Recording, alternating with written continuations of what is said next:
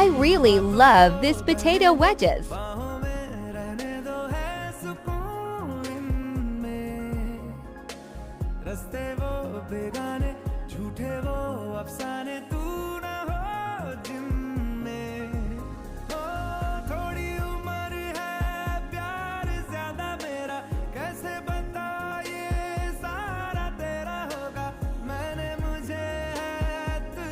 Please don't forget to subscribe my channel.